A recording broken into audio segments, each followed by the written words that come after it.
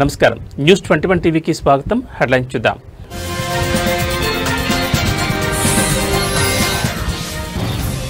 AP రాజకీయాల్లో కీలక పరిణామం. లోకేష్తో భేటీ కానున్న వంగవీటి రాధాకృష్ణ.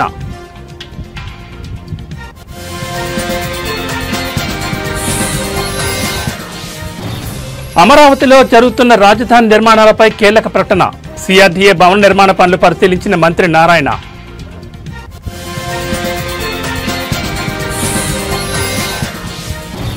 హరీష్ రావు కేటీఆర్ పై తీవ్ర విమర్శలు చేసిన కవిత. ఎమ్మెల్సీ పదవికి పార్టీ సభ్యత్వానికి రాజీనామా.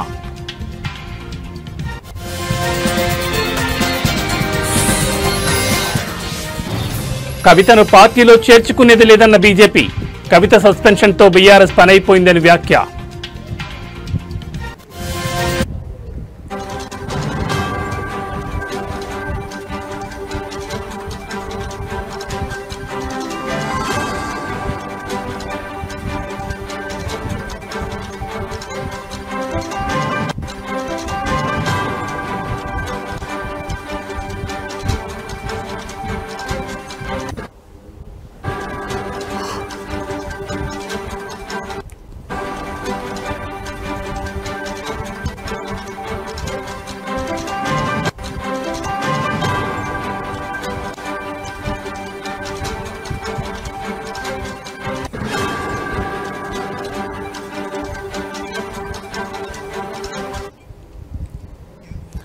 బులెటిన్లో బ్రేకింగ్ న్యూస్ చూస్తున్నాం. ఆంధ్రప్రదేశ్ రాజకీయాల్లో కీలక పరిణామం చోటు చేసుకోబోతోంది. మంత్రి నారా లోకేష్, ప్రముఖ నేత వంగవీటి రాధాకృష్ణ ఈరోజు సమావేశమవుతున్నారు. సుమారు 11 నెలల విరామం తర్వాత ఈ ఇద్దరు నేతలు భేటీ అవుతుండటంతో ఈ సమావేశం మనకు ఉన్న అజెండా ఏమిటనే దానిపై రాజకీయ వర్గాల్లో తీవ్ర ఉత్కంఠ నెలకొంది.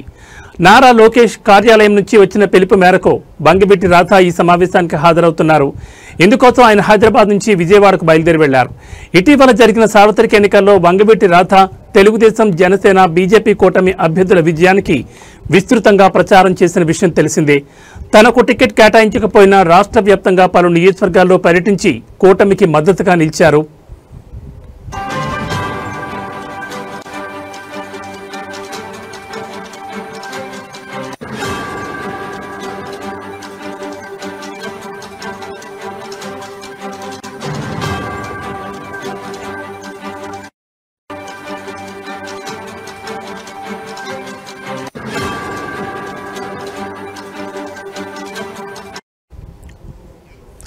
అయితే ఎన్నికల ముగిసి ప్రభుత్వం ఏర్పడిన తర్వాత కూడా వంగవీటి రాధాకు ఎలాంటి పదవి లభించకపోవడంపై ఆయన అనుచరుల్లో కొంత అసంతృప్తి నెలకొన్నట్లు ప్రచారం జరుగుతోంది.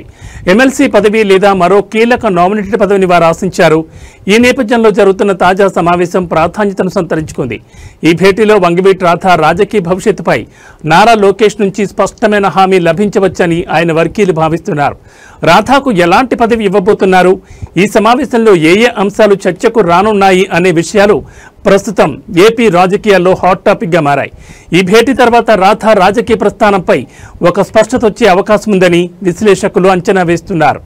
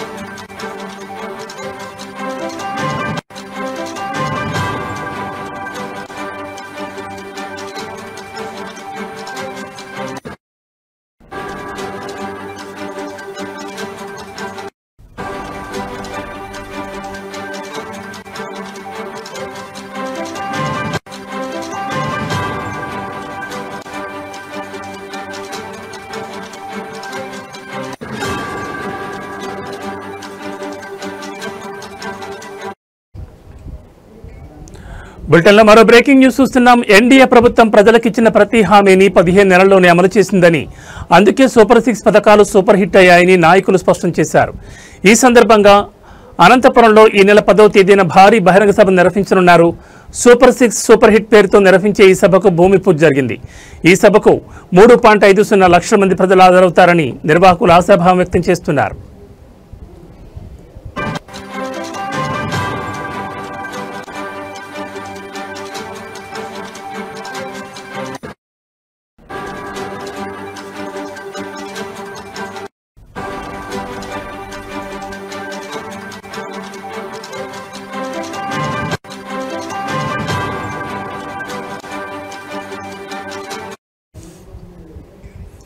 ఈ సభకు ముఖ్యమంత్రి చంద్రబాబుతో పాటు మొత్తం 164 మంది ఎమ్మెల్యేలు హాజరు కానున్నారు. ఎన్డీఏ ప్రభుత్వం సాధించిన విజయాన్ని, హామీల అమలును ప్రజలకు వివరించడమే ఈ సభ ముఖ్య ఉద్దేశమని నాయకులు తెలిపారు. ఎమ్మెల్యే దగ్గుపాటి ప్రసాద్ మాట్లాడుతూ, మా ప్రాంతంలో ఈ సభను ఒక చారిత్రాత్మక ఘట్టంగా భావిస్తున్నామని, ఏవైతే హామీలు ఇచ్చామో అవన్నీ నెరవేరుస్తున్నామని, అందుకే ప్రజలు సూపర్ 6 పథకాలు సూపర్ హిట్ అని అంటున్నారు. ఈ సభను ఎన్డీఏ విజయోత్సవ సభగా నిర్వహిస్తున్నామని తెలిపారు. ఎమ్మెల్యే కాలువ శ్రీనివాసులు మాట్లాడుతూ, 164 స్థానాలు గెలవడం ఒక చరిత్ర అయితే, కేవలం 15 నెలల్లోనే ప్రజలకిచ్చిన హామీలను నెరవేర్చడం మరో చరిత్ర. ప్రజా సంక్షేమే ధ్యేయంగా ఎన్డీఏ పాలన సాగుతోందని పేర్కొన్నారు. ఈ సభ ద్వారా ప్రభుత్వం చేసిన పనులను ప్రజలకు మరింత దగ్గరగా తీసుకెళ్లే ప్రయత్నం చేస్తున్నామని ఆయన అన్నారు. ఈ సభ ఏర్పాట్ల కోసం నాయకులు, కార్యకర్తలు తీవ్రంగా కృషి చేస్తున్నారు. ఈ సభ విజయవంతమైతే ప్రభుత్వం ప్రజల మన్ననలను మరింతగా పొందుతుందని వారు ఆశిస్తున్నారు.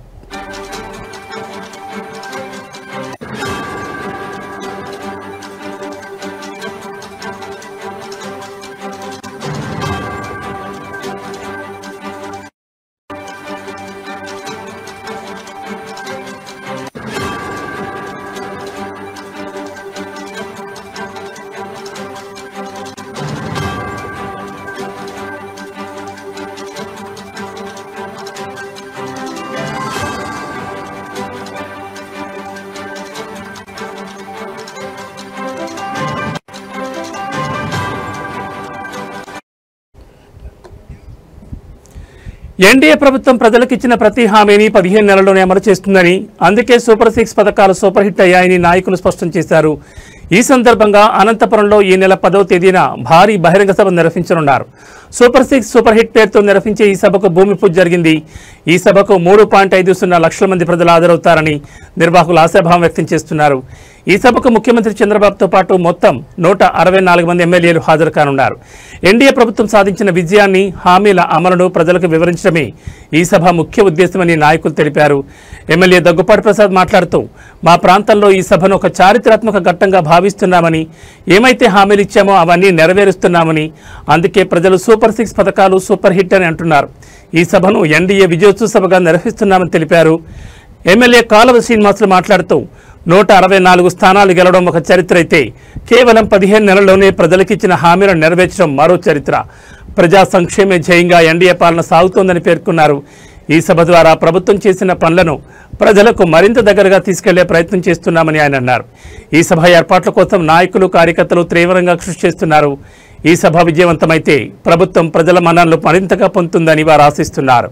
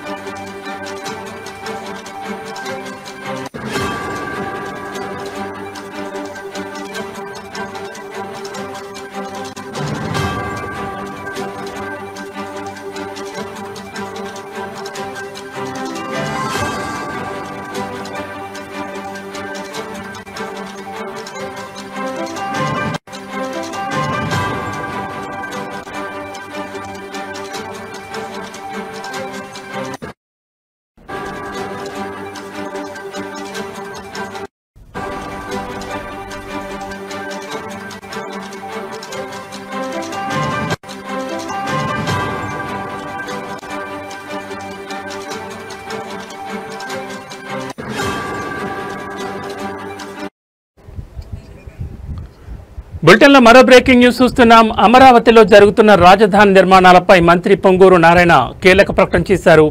సిఆర్డీఏ భవన నిర్మాణ పనులు ఈ నెలాఖరుకు పూర్తవుతాయని, 3 ఏళ్లలో తొలిదశ అమరావతి నిర్మాణ పనులు పూర్తి చేస్తామని ఆయన వెల్లడించారు. మంత్రి నారాయణ అమరావతి అభివృద్ధి సంస్థ చైర్పర్సన్ డి లక్ష్మీ పార్థసారథితో కలిసి భవన నిర్మాణ పనులను ప్రత్యక్షంగా పరిశీలించారు. అనంతరం మీడియాతో మాట్లాడుతూ ఈ భవనం సుమారు 3 లక్షల చదరపు అడుగుల విస్తీర్ణంలో నిర్మితమవుతోంది. అదనంగా పక్కనే 1.60 లక్షల చదరపు అడుగుల్లో అనుబంధ నిర్మాణాలు కొనసాగుతున్నాయని తెలిపారు. దసరా సందర్భంగా ఈ భవనాన్ని ప్రారంభించేందుకు ఏర్పాట్లు జరుగుతున్నాయని మంత్రి వెల్లడించారు.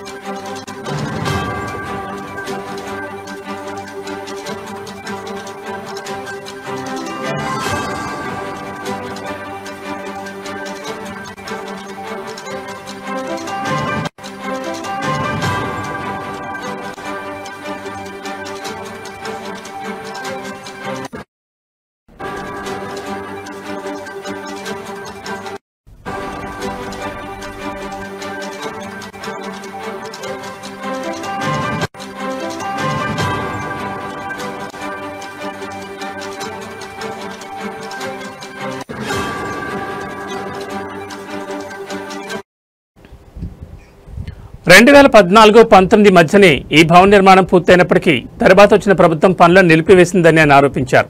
ఇప్పుడు మళ్లీ టెండర్లు పిలిచి మిగిలిన పనులను పూర్తి చేస్తూ అమరావతిని వేగంగా అభివృద్ధి చేస్తున్నామని మంత్రి నారాయణ స్పష్టం చేశారు. కొంతమంది కావాలని అమరావతిపై దుష్ప్రచారం చేస్తున్నారని మంత్రి తీవ్ర ఆగ్రహం వ్యక్తం చేశారు. కొండవీటి వాగులో నీటిని చూపుతూ వైసీపీ నేతలు అసత్య ప్రచారం చేస్తున్నారు. వాస్తవంగా వాగులోని అడ్డంకులను తొలగించాం. భవిష్యత్తులో ఎంత పెద్ద వర్షం వచ్చినా అమరావతిలో నీరు నిలిచే అవకాశమే లేదని స్పష్టం చేశారు. వరద నివారణ కోసం రిజర్వాయర్లు, గ్రావిటీ కెనాల్స్ నిర్మాణం వేగంగా కొనసాగుతున్నట్లు తెలిపారు. అమరావతిలో ప్రభుత్వ ఉద్యోగుల కోసం నిర్మిస్తున్న నివాస భవన సముదాయాలు వచ్చే ఏడాది మార్చి నాటికి సిద్ధమవుతాయని తెలిపారు. అలాగే 3 ఏళ్లలో అమరావతిలో తొలిదశ నిర్మాణం పూర్తయ్యేలా ప్రణాళికాబద్ధంగా పనిచేస్తున్నామని మంత్రి నారాయణ పేర్కొన్నారు.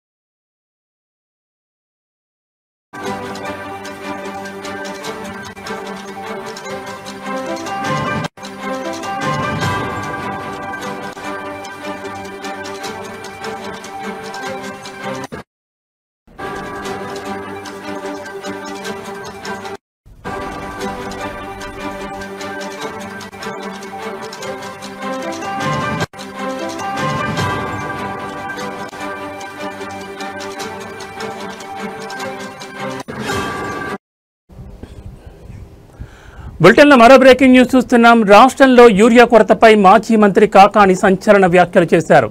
నెల్లూరులో ఆయన మాట్లాడుతూ ముఖ్యమంత్రి చంద్రబాబు నాయుడు మాటలు కేవలం ప్రకటనలకే పరిమితమయ్యాయని, క్షేత్రస్థాయిలో రైతులు తీవ్ర ఇబ్బందులు పడుతున్నారని ఆయన విమర్శించారు. రైతులు ఆందోళన చేస్తున్నప్పటికీ ప్రభుత్వం ఎలాంటి చర్యలు తీసుకోవడం లేదని కాకాని ఆరోపించారు.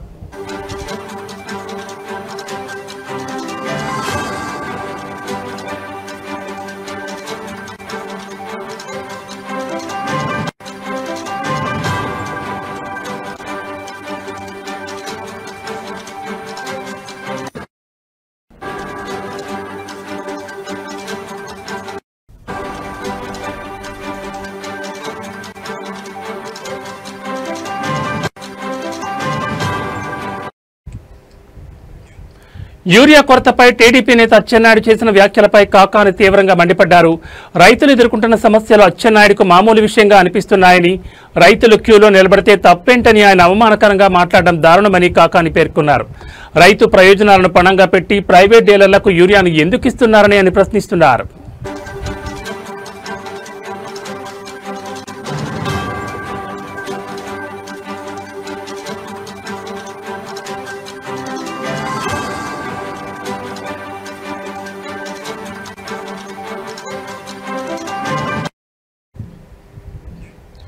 యూరియా బ్లాక్ మార్కెట్ ను ప్రభుత్వం నియంత్రించకపోవడంలో ఆంతర్యం ఏమిటని కాకాని నిలదీశారు.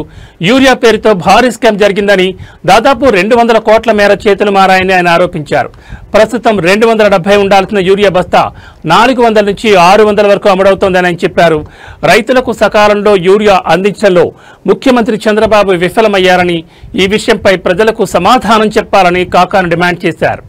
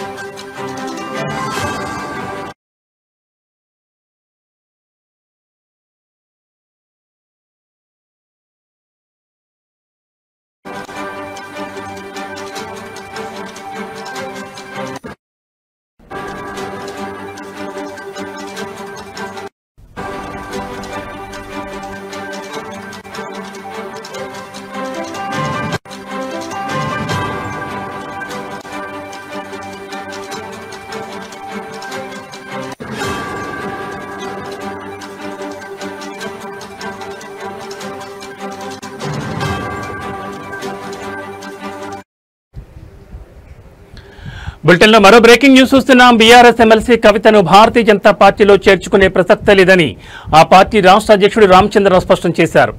అవినీతి ఆరోపణలు ఎదుర్కొంటున్న వారికి తమ పార్టీలో ఎలాంటి స్థానం ఉండబోదని ఆయన తేల్చి చెప్పారు. కవితను పార్టీ నుంచి సస్పెండ్ చేయడంతో బీఆర్ఎస్ పతనం ప్రారంభమైందని, త్వరలోనే ఆ పార్టీలోని ఇతర నేతలు కూడా కారు దిగిపోవడం ఖాయమని ఆయన జోస్యం చెప్పారు.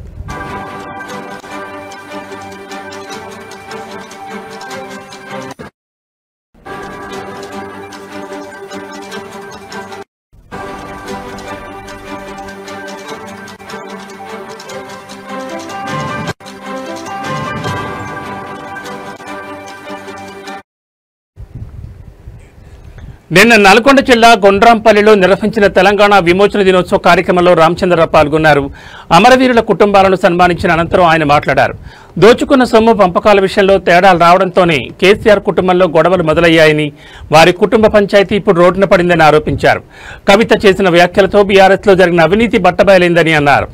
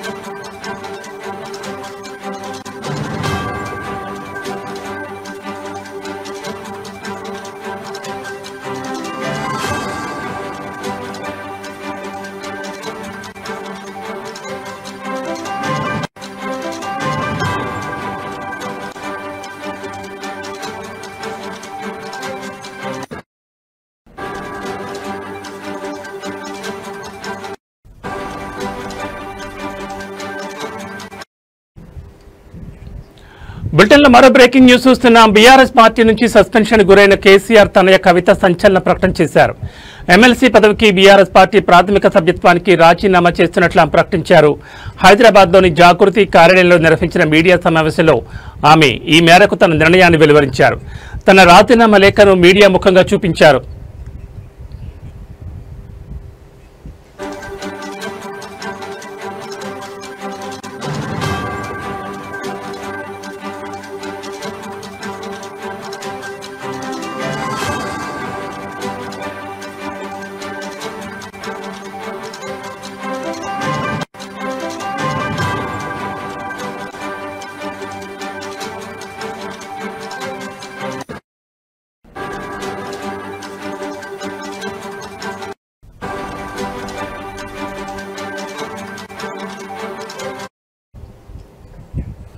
ఇదే సమయంలో మాజీ మంత్రి హరీష్ రావుపై ఆమె నిప్పులు చెరిగారు. హరీష్ రావు సీఎం రేవంత్ రెడ్డికి లొంగిపోయారని ఆరోపించారు. రేవంత్, హరీష్ ఇద్దరు ఒకే విమానంలో ఢిల్లీకి వెళ్లారని, ఆ ప్రయాణంలో రేవంత్ కాళ్లను హరీష్ పట్టుకున్నారని చెప్పారు. ఆ ప్రయాణం తర్వాత హరీష్ పూర్తిగా మారిపోయారని, రేవంత్కు లొంగిపోయారని, ఆ తర్వాతే కుట్రలకు తెరలేచిందని తెలిపారు. నాశనం చేయడమే హరీష్ రావు పని అని మండిపడ్డారు. కేసీఆర్, కేటీఆర్ అని దెబ్బతీసి పార్టీని చేజిక్కించుకునే కుట్రలు జరుగుతున్నాయని చెప్పారు.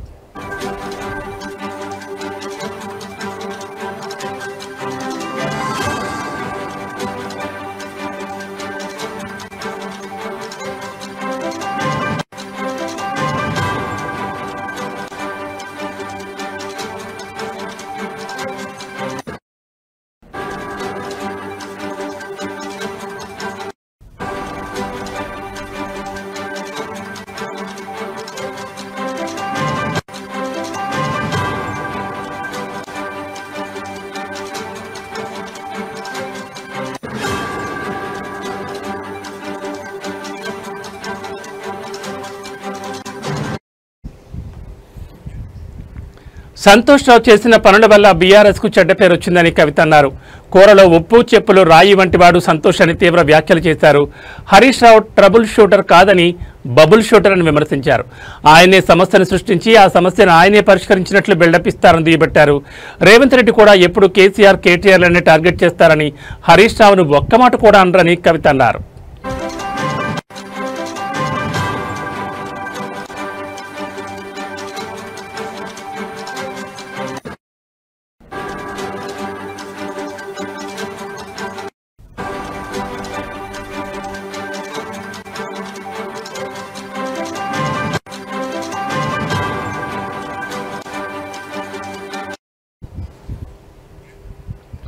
తాను మొన్న చెప్పిన ఇద్దరు నేతలు తనపై చిలువలు పలువలుగా తప్పుడు ప్రచారం చేశారని మండిపడ్డారు. తనపై కుట్రలు జరుగుతున్నా, తనపై దుష్ప్రచారం జరుగుతున్నా కేటీఆర్ పట్టించుకోలేదని ఆవేదన వ్యక్తం చేశారు. పార్టీ వర్కింగ్ ప్రెసిడెంట్గా ఉన్న కేటీఆర్ను తనపై ప్రచారాన్ని ఆపాలని ఒక చెల్లెలిగా కోరినా ఆయన స్పందించలేదని చెప్పారు. తనపై తప్పుడు ప్రచారం జరుగుతున్నా వర్కింగ్ ప్రెసిడెంట్ స్పందించరా అని ప్రశ్నించారు. తనను టార్గెట్ చేసి 103 రోజులైనా కేటీఆర్ అడగరా అని విమర్శించారు. తనపై కుట్రలు జరుగుతుంటే మీరేం చేశారన్నా అని సూటిగా అడుగుతున్నానని కవిత చెప్పారు.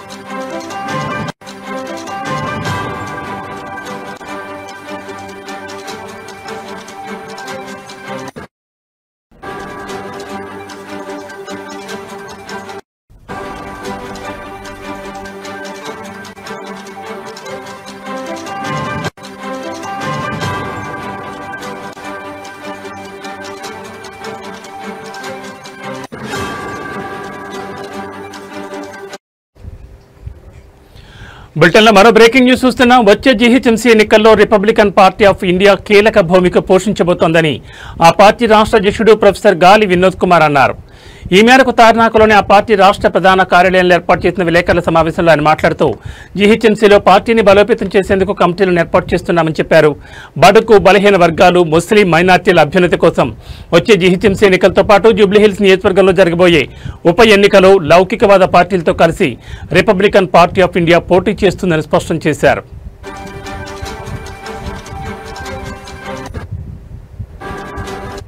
జిల్లా కమిటీలు కూడా వేయడం జరిగింది. దాంట్లో ప్రధానంగా హైదరాబాద్ జిల్లా కమిటీ, అలాగే ఆదిలాబాద్ జిల్లా కమిటీ, ఖమ్మం జిల్లా కమిటీ, వరంగల్ జిల్లా కమిటీ, అంతేకాకుండా ఆ ఉమ్మడి ఆదిలాబాద్ జిల్లాల్లో ఆసిఫాబాద్, ఇంకా నిర్మల్, అలాగే మంచిర్యాల్, సో ఇవన్నీ కూడా జిల్లా కమిటీలన్నీ కూడా మనం వేయడం జరిగింది. ఈరోజు హైదరాబాద్లో జిహెచ్ఎంసీలో పరిధిలో ప్రధానంగా సెటిలర్స్ ఎవరైతే ఉన్నారో, ఆంధ్ర సెటిలర్స్, వాళ్ళకు కూడా ప్రాతినిధ్యం కల్పించాలనే ఉద్దేశంతో ఆ ఆంధ్ర సెటిలర్స్ ఫోరం అధ్యక్షులుగా మోహన్ బాబు గారిని, సీనియర్ లీడర్ మోహన్ బాబు గారిని వాళ్ళ నియామకం చేయడం జరిగింది. అట్లాగే జనరల్ సెక్రటరీగా షేక్. ఇవి బులెటిన్ అప్డేట్స్. మరిన్ని అప్డేట్స్తో మళ్ళీ కలుద్దాం. నమస్కారం.